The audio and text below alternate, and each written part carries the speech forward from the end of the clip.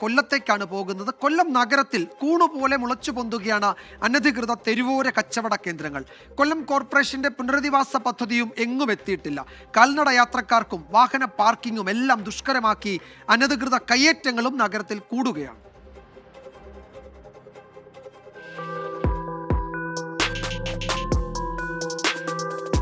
Corporation ഭരണാധികാരികളെ പോലും നോക്കുകുത്തിയാക്കിയാണ് നഗരത്തിൽ കൂണുപോലെ തെരുവ് കച്ചവടങ്ങൾ മുളച്ചു പൊന്തുന്നത്. വഴിയോര കച്ചവടക്കാരെ പുനരധിവസിപ്പിക്കണമെന്നാണ് 2014 കേന്ദ്ര നിയമം. വർഷങ്ങളായി തെരുവോരത്ത് കച്ചവടം നടത്തി ഉപജീവനം നടത്തുന്നവരുടെ പട്ടിക തയ്യാറാക്കി ലൈസൻസ് നൽകാൻ കൊല്ലം കോർപ്പറേഷൻ നടപടി തുടങ്ങിയതോടെയാണ് വ്യാപകമായി കടകൾ സ്ഥാപിച്ചത്. വെൻഡിങ് കമ്മിറ്റി നിലവിൽ വന്ന അത് കൊല്ലം കോർപ്പറേഷനിലാണ്. അതിൻ്റെ ഫലമായിട്ട് ഉടൻ തന്നെ അതിൻ്റെ വെൻഡിങ് സോൺ പ്രഖ്യാപിക്കും. തെരുവ് കച്ചവടക്കാരുടെ പ്രതിനിധികളും ട്രേഡ് യൂണിയൻ സംഘടനയുടെ പ്രതിനിധികളുമാണ് തിരഞ്ഞെടുക്കപ്പെട്ടിട്ടുള്ളത്.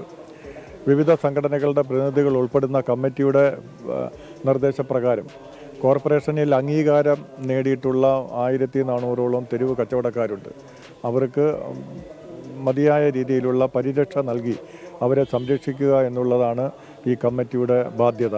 കൊല്ലം ലിങ്ക് റോഡിൽ 5ലധികം തെരുവോര കച്ചവടങ്ങൾ നടത്തുന്നത് ഒരാൾ തന്നെയെന്നാണ് അടുത്തിടെ കണ്ടെത്തിയത്.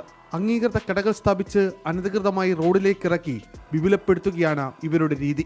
കൊല്ലം നഗരത്തിന്റെ വിവിധ ഭാഗങ്ങളിൽ അംഗീകൃത തെരുവ് കച്ചവടക്കാരുടെ 10 മടങ്ങാണ് അനധികൃത കച്ചവടങ്ങളെന്നും കോർപ്പറേഷന്റെ കണക്കുകൾ സൂചിപ്പിക്കുന്നു.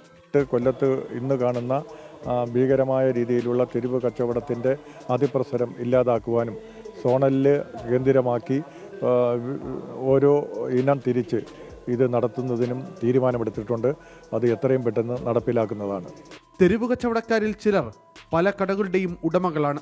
ഉപജീവനത്തിന് വേണ്ടി കച്ചവടം നടത്തുന്നവർ ഉണ്ടെങ്കിലും ചിലർ ഒന്നിലധികം കടകൾ സ്ഥാപിച്ച വാടകയ്ക്ക് നൽകുകയോ ബിനാമികളെ ഉപയോഗിച്ച് കച്ചവടം നടത്തുകയാണ് പതിവ്. ഇതിലൂടെ സ്ഥലത്തിന് വാടക പോലും കൊടുക്കേണ്ടാത്ത സ്ഥിതി. നമുക്കിപ്പോൾ പോകുമ്പം ബുദ്ധിമുട്ടെന്ന് വെച്ചാൽ റോഡ് ഇപ്പോൾ 3-4 വണ്ടി ഒരുമിച്ച് പോകുകയാണെങ്കിൽ അവിടെ ബ്ലോക്കാണ്. കോർപ്പറേഷൻ നടപടിയെടുക്കേണ്ടതാണ്, എടുക്കുന്നില്ല.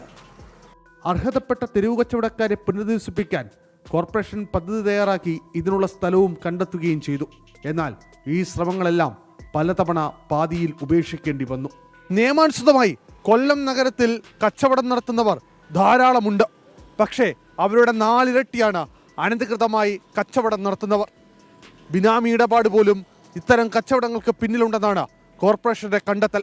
നടപടിയെടുക്കേണ്ടതും കോർപ്പറേഷനാണ്. കൊല്ലത്തുനിന്ന് ക്യാമറാമാൻ അരുണസാറിനൊപ്പം അരുൺ രാജ്, 24. പൊതുജനം കഴുതയല്ല സാർ.